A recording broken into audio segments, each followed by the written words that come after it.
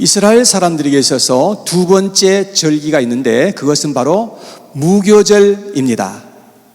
여러분 뭐라고요? 예, 무교절입니다. 무교절은 유월절이란 절기와 함께 있는 그런 절기라고 생각하시면 될 것입니다. 하나님께서는 이스라엘 백성들에게 유월절이 되면 7일 동안 누룩이 없는 떡을 구워서 먹을 것이라고 그렇게 말씀을 하셨습니다. 자, 무교절은 언제인가 하면 유월절 바로 다음 날입니다. 그래서 무교병은 언제부터 먹었느냐? 유월절 날부터 시작해서 계속해서 7일 동안 먹었다는 것입니다. 여러분, 누룩이 없는 빵을 먹는다는 거 쉽지 않죠? 예, 맛도 별로 없고요. 그런 떡을 7일 동안 계속해서 먹어야 했던 것입니다. 하나님께서는 이스라엘 백성들에게 절대 누룩이 있는 떡을 먹지 말라고 그렇게 말씀하셨고, 만약에 누구든지 타국인이든지 이방인이든지 누구든지 먹는 날에는 이스라엘 백성들에게서 완전히 끊어지게 될 것이다, 이렇게 아주 엄중하게 말씀을 하셨던 것이었습니다. 누룩은 절대로 이 기간 동안에는 사람들에게 보이지 않도록 하라 하고 말씀을 하셨습니다. 자, 그러면 왜 하나님께서 이스라엘 백성들에게 이 무교절을 지키면서 무교병을 이렇게 먹고 그리고 누룩을 보이지 않도록 하라고 이렇게 대대로 이런 것을 지켜라고 그렇게 말씀을 하신 것이었을까요? 여기는 여러분과 제가 꼭 우리가 기억해야 할 너무나 귀한 영적인 진리가 담겨져 있다는 것을 우리가 알아야 하는 것입니다. 오늘 여기에 대해서 말씀을 증거하면서 함께 은혜 받는 시간 되기를 원합니다. 첫 번째, 무교병은 고난의 상징입니다. 뭐라고요? 네, 고난의 상징이라고 했습니다. 한국 사람들은 동짓날에 무슨 음식을 해서 먹죠? 예, 팥죽을 끓여서 먹습니다. 불구수한 그런 팥죽을 끓여 먹는데, 그리고 동지 섣달 날은요? 동짓날은 무엇을 먹습니까? 찰밥을 해가지고, 예, 팥이 들어간 그런 찰밥을 해가지고 나물과 함께 곁들여서 그렇게 먹었습니다. 여러분, 왜냐하면 빨간 색깔이 나는 것은 이 악령들이 싫어하는 색깔이라고, 그래서 그렇게 그런 음식을 먹었다고 하는 것입니다. 그런데 이스라엘 사람들은 유월절이 되면 붉은 피를 이 바깥 문에다가 이렇게 바르게 됩니다. 그리고 난 다음에 집안에서는 양고기를 구워서 먹고요, 그리고 무교병과 쓴 나물을 곁들여서 그렇게 함께 먹었던 것을 보면, 한국 사람들하고 이스라엘 사람들하고 비슷한 어떤 그런 풍습이 있구나라는 것을 알게 됩니다.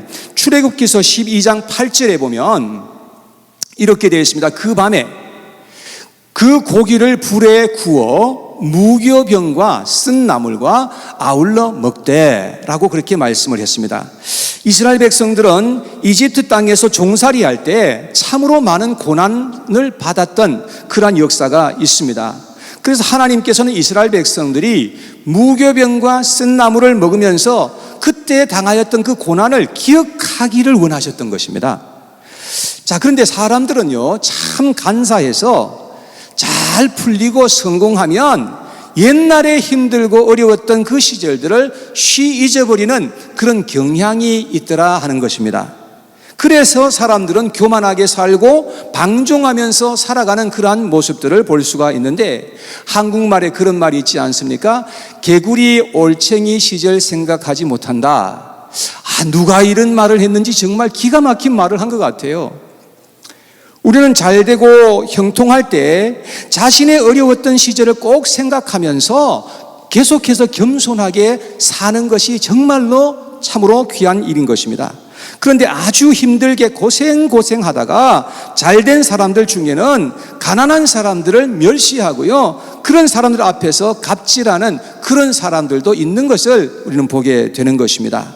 그런 사람들은 과거에 자신의 처지를 잊어버렸기 때문에 그런 것입니다. 그래서 그런 자세로 계속해서 그렇게 살아가게 되면 성경을 보니까 그런 사람들은 계속해서 복을 받지 못할 것이다, 이렇게 말씀을 하고 있습니다.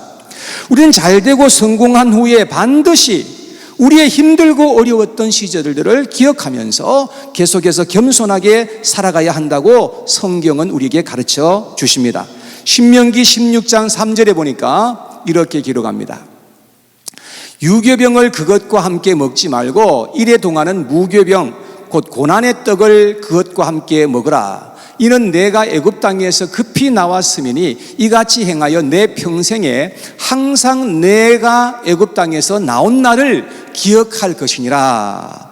여러분, 여기 보니까 무교병은 고난의 떡이라고 그렇게 말씀을 했죠. 우리가 잘되고 성공한 후에 무교절을 지키면서 과거의 우리의 처지들을 생각하면서 그 사실들을 결코 잊지 말아라 라고 말씀하시는 것입니다. 뿐만 아니라 우리는 어려운 처지에 있는 사람들에게 긍휼을 베풀면서 살아가는 그런 사람들이 되어라, 하나님께서 그렇게 가르쳐 주셨던 것입니다. 그러한 인생이 정말로 복된 인생이다 라고 말씀해 주셨습니다. 신명기 24장 17절에서 19절에 보니까 이런 말씀들이 기록되어 있는데, 먼저 17절을 보겠습니다. 너는 객이나 고아의 송사를 억울하게 하지 말며 과부의 옷을 전당 잡지 말라. 이 말씀은 무슨 뜻인가 하면 어려운 사람들을 불쌍히 여기고 공경에 처하도록 하지 말아라 라는 그런 말씀이에요. 18절에 보면 그 이유를 우리에게 말씀해 주는데요, 너는 애굽에서 종되었던 일과 내 하나님 여호와께서 너를 거기서 속량하신 것을 기억하라. 이러므로 내가 내게 이 일을 행하라 명령하노라. 하나님께서 명령하신 것을 볼 수 있는데, 여기 두 가지를 기억하라 했죠. 첫 번째는 애굽에서 종되었던 일을 꼭 기억해라. 두 번째는 하나님이 거기에서 너희들을 속량 곧 구원하신 것을 꼭 기억하면서 살아라. 그러므로 너희들은 하나님 앞에서 겸손하게 살아야 한다라고 말씀하신 것입니다. 자, 그리고 19절에 계속해서 이렇게 말씀하십니다.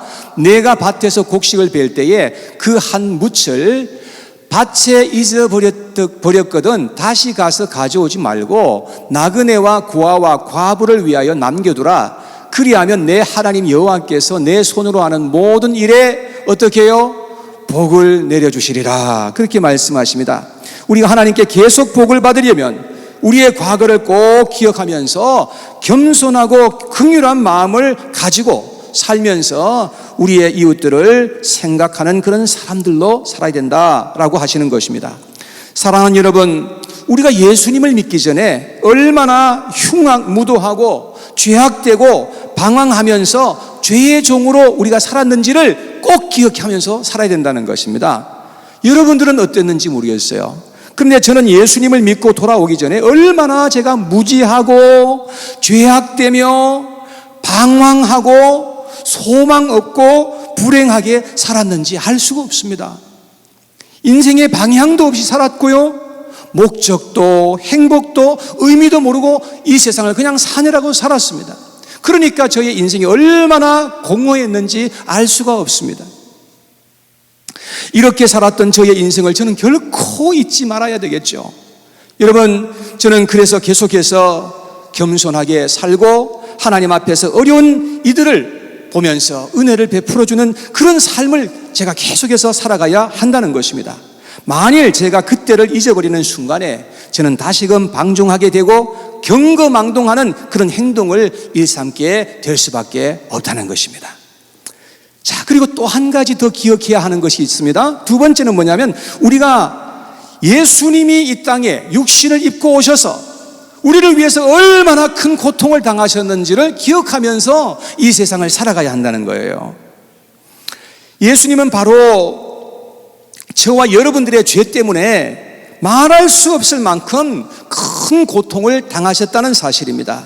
예수님이 누구를 위해서 고통을 당하셨다고요? 바로 나를 위해서 그렇게 고통을 당하셨다는 것입니다.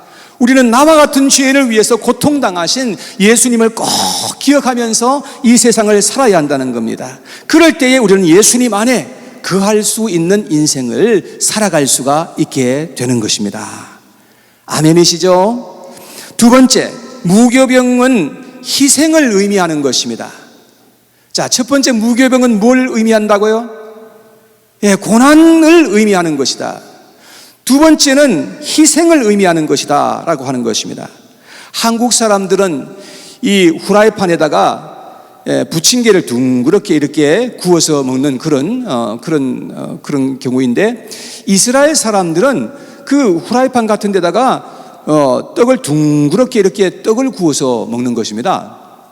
자, 그런데 이 떡을 먹을 때에 칼로 이렇게 썰어가지고 보기 좋게 그렇게 먹지 말라는 겁니다. 손으로 찢어 먹으라는 거예요. 찢어가지고 그 떡을 먹으라고 하나님께서 그렇게 가르쳐 주신 것입니다. 예수님은 우리를 위해서 자신의 몸을 찢으시고 우리에게 양식이 되도록 하여 주셨다는 것입니다. 예수님이 요한복음 6장 35절에 친히 이렇게 말씀을 하셨어요. 같이 한번 읽어봐요. 시작. 예수께서 이르시되 나는 생명의 떡이니 내게 오는 자는 결코 줄이지 아니할 터이요 나를 믿는 자는 영원히 목마르지 아니하리라. 예수님은 자신이 생명의 떡이라 이거예요.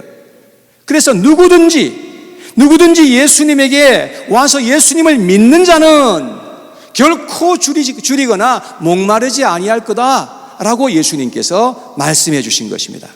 예수님은 우리에게 생명의 떡을 주시려고 자신의 몸을 상하게 하신 줄 여러분 믿으시기를 바랍니다. 이사야서 53장 5절에 보니까 성경에 이렇게 기록하고 있습니다. 그가 찔림은 우리의 허물 때문이요 그가 상함은 우리의 죄악 때문이라. 그가 징계를 받음으로 우리는 평화를 누리고 그가 채찍에 맞음으로 우리는 나음을 받았도다. 여러분, 메시아는 장차 우리를 위해서 찔리시고 상하시며 징계를 받으시고 채찍에 맞으실 것이다. 그렇게 성경은 기록하고 있습니다. 그런데 예수님께서는 자신의 죄 때문에 그렇게 고난당하신 것이 아니고, 예수님은 힘이 부족해가지고 십자가에서 내려오지 못하시는 것이 아니고 전적으로 바로 저와 여러분들의 죄 때문에 자신의 몸을 희생하신 것인 줄 믿으시기를 바랍니다. 그리고 온몸이 갈기 찢어질 정도로 채찍에 온몸을 맞으셨어요. 가시면류관을 쓰시고요, 양손과 양발에 큰 대못을 박히시고 옆구리에 창으로 찔리시는 그러한 수모를 당하셨습니다. 여러분, 예수님께서는 전적으로 여러분과 저를 위해서 희생 제물이 되어주신 것입니다. 그런데 예수님의 희생은 우리만을 위한 것이 아니라 온 인류를 위한 것이며 영혼들을 살려내시기 위한 것이라고 성경은 그렇게 말씀합니다. 요한일서 2장 2절에 같이 한번 읽어보겠습니다. 시작. 그는 우리 죄를 위한 화목제물이니 우리만 위할 뿐 아니요 온 세상의 죄를 위하심이라. 여러분, 예수님은 우리의 과거와 현재와 미래의 죄까지도 계속해서 주님께서는 우리를 대속해 주시고, 그래서 우리를 위해서 희생 제물이 되어 주셨다는 사실을 여러분 꼭 믿으시기를 바랍니다. 여러분, 예수님께서 우리의 과거의 죄도, 우리의 지금 현재의 죄도, 그리고 앞으로의 죄도까지도 주님께서 다 담당해 주시기 위해서 예수님이 십자가를 지셨다는 거예요. 여러분, 예수님의 피는 그렇게 효험이 있고 능력이 있는 줄 믿으시길 바랍니다. 할렐루야. 이 세상의 다른 어떤 것으로도 여러분과 저의 죄는 씻겨질 수 없습니다. 이 세상에 있는 그 누구도 여러분들의 죄를 용서해 줄 수 있는 자격이 있는 사람이 아무도 없습니다. 오직 우리 주 예수님께서 흘리신 그 십자가의 피로 말미암아 우리의 죄가 사해 주는 줄로 믿습니다. 주의 보혈 능력이 있도다. 주의 피 믿으오. 주의 보혈 그 어린 양의 매우 귀중한 피로다. 할렐루야. 요한일서 4장 10절에 보니까 이렇게 되어 있어요. 사랑은 여기에 있으니 우리가 하나님을 사랑한 것이 아니요 하나님이 우리를 사랑하사 우리 죄를 속하기 위하여 화목제물로 그 아들을 보내셨습니다. 하나님께서 우리를 사랑하신 그 증거가 있다고 말씀하고 있습니다. 그 증거가 무엇입니까? 하나님께서는 우리를 죄에서부터 살리시려고 그 아들을 화목 제물로 보내신 그것이 증거다라고 말씀을 하고 있는 것입니다. 우리는 이 사실을 꼭 믿고 이 세상을 살아가야 할 줄로 믿습니다. 그래야 우리가 인생이 복되고 승리할 수 있게 되는 것입니다. 여러분, 다른 것으로 우리가 승리할 수 있는 것이 아니라 오직 하나님께서 우리를 사랑하사 그 독생자를 세상에 보내시고 그 독생자가 피를 흘려 우리의 죄를 대속해 주셨다, 이 사실을 우리가 믿을 때에 우리는 이 세상에서 승리하게 될 줄로 믿는 것입니다. 자, 마지막 세 번째로, 무교절은 장사됨을 의미하는 것입니다. 이스라엘 사람들은 유월절을 시작해서 7일 동안 무교병을 먹고 누룩을 땅에 파묻어서 보이지 않도록 해야 했던 것입니다. 출애굽기서 13장 7절 말씀에 보니까 이래 동안에는 무교병을 먹고 유교병을 내게서 보이지 아니하게 하며 내 땅에서 누룩을 내게 보이지 아니하게 하라. 누룩을 땅에서 보이지 않게 하려면 어떻게 됩니까? 땅을 파고 파묻어야 되는 것입니다. 여러분, 그러면 왜 하나님께서는 이 기간 동안에 누룩을 보이지 않게 땅에 파묻으라고 그렇게 말씀하신 것이었을까요? 여기는 두 가지의 깊은 영적인 진리가 담겨져 있습니다. 첫째는 예수님이 장차 죽어서 장사될 것을 의미하고 있는 것입니다. 예수님은 유월절 날 죽으시고 3일 동안 무덤에 묻히셨다가 3일 만에 부활하신 것입니다.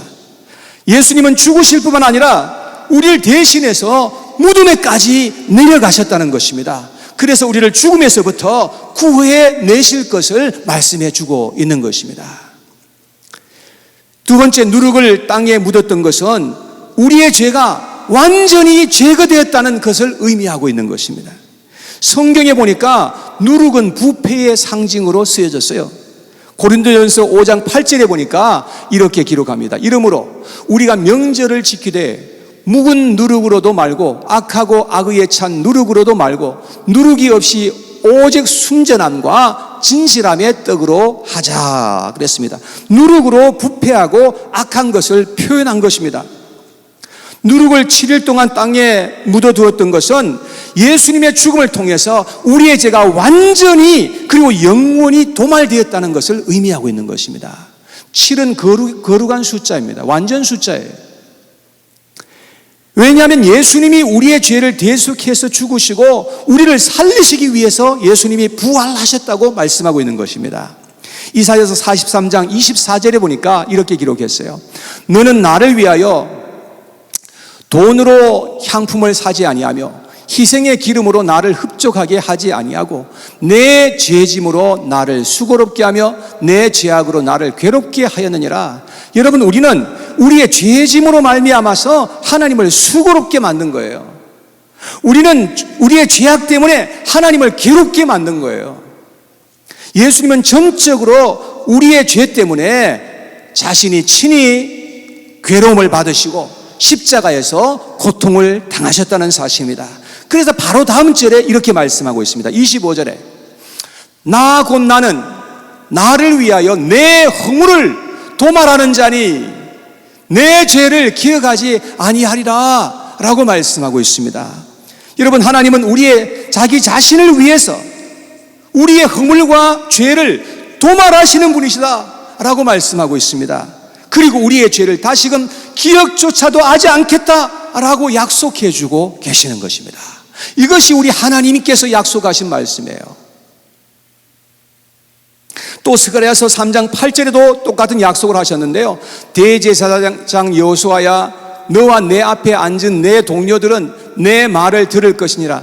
이들은 예표의 사람들이라. 내가 내 종 싹을 나게 하리라. 하나님께서 이 땅 위에 하나님의 그 싹을 나게 하시리라 그렇게 말씀하시면서 그 싹을 통해서 하나님께서 어떤 일을 하실 것인지를 그 다음 절에 9절에 말씀하고 있습니다. 9절 말씀에 만군의 여호와가 말하노라. 내가 너 여호수아 앞에 세운 돌을 보라. 한 돌에 7 눈이 있느니라. 내가 거기에 새길 것을 새기며 이 땅의 죄악을 하루에 제거하리라. 하나님께서 약속하신 말씀인 것입니다. 하나님은 우리의 죄악을 한순간에 제거하시고 도말하시고 영원히 기억지 아니하시리라고 약속해 주신 것을 믿으시기를 바랍니다. 할렐루야! 이것보다 더 좋은 약속이 세상에 어디에 있는 겁니까? 여러분, 이러한 하나님을 우리가 믿고 살아야 되지 않겠습니까? 예수님이 이 땅에 오셔서 죽고 장사되셔서 우리의 죄를 완벽하고 영원하게 처리해 주셨다는 것을 우리가 알아야 된다는 것입니다. 여러분, 이것이 바로 무교절에 우리에게 주시는 영적인 의미인 거예요. 2주 전에 제가 유월절에 대해서 말씀을 드렸죠. 오늘은 두 번째 절기인 무교절에 대해서 여러분들에게 말씀을 드렸는데, 여러분, 이 무교절에 대한 이러한 영적인 의미를 하나님께서 우리에게 가르쳐 주시고, 이러한 의미를 가지고 우리가 이 세상에 살아야 한다라고 말씀해 주시는 것입니다. 예수님은 전적으로 우리를 위해서 이 땅에 찾아오셨고 고난을 받으셨고 죽으셔서 무덤에 장사되셨던 것입니다. 그래서 우리를 죽음에서 살리시고 영원한 생명을 우리에게 주시고자 하셨던 것입니다. 아멘. 할렐루야. 이 얼마나 놀라운 일인지 알 수 없습니다. 2차 대전이 한창이던 1943년 1월 22일 뉴욕항을 떠난 연합군 병력 수송선 도체스터호는 904명을 태우고서 북쪽으로 향하고 있었습니다. 근데 항해한 지 12일 만에 독일 잠수함이 어뢰를 발사해서 도체스터호는 물에 가라앉기 시작했습니다. 배는 순식간에 아수라장이 되었고 공포의 도가니로 변해버린 것입니다. 어떤 병사들은 서로 붙잡고 울부짖었습니다. 여기저기에서 살려달라고 고함을 치는 그런 소리들이 들렸습니다. 그때에 4명의 군목들이 있었는데 그들은 침착하게 구명조끼를 병사들에게 나눠주면서 병사들을 구명정 타는 곳까지 안내해 주었었습니다. 그런데 더 이상 나누어 줄 구명조끼가 없는 것이었어요. 그때의 군목으로 있던 클라크 폴링 중위가 한 병사를 향해서 물었습니다. 자네 예수 믿는가? 아니요. 그 대답을 들었던 군목은 자기가 입고 있던 그 구명조끼를 벗어가지고 그 병사에게 건네 주었습니다. 그러면서 이런 말을 했어요. 나는 예수 믿으니까 지금 죽어도 천국 갈 수 있으니 당신은 이 구명조끼를 입고 살아서 예수님을 믿고 천국에서 만납시다. 야, 너무나 기가 막힌 이런 말을 한 거예요. 그런데 이 장면을 보고 있던 다른 3명의 군목들이 자기들도 입고 있던 이 구명조끼를 벗어가지고 다른 병사들에게, 없는 병사들에게 이걸 나눠준 거예요. 그리고 4명의 군목들은 서로 팔을 끼고서 기울어진 가판에서 내 주를 가까이 라는 이 찬송을 부르면서 그러면서 기도를 하였던 거예요. 한번 같이 불러볼까요? 내 주를 가까이. 내 주를 가까이 하게 함은 십자가 짐 같은 고생이나 내 일생 소원은 늘 찬송하면서 주께 더 나아가기 원합니다. 이런 찬송을 부르면서 하나님 앞에 기도한 거예요. 기도하면서 물속으로 들어간 거예요. 그때에 생존했던 병사 잉그레디 클락이라는 사람은 군목들의 최후를 이렇게 진술을 했습니다.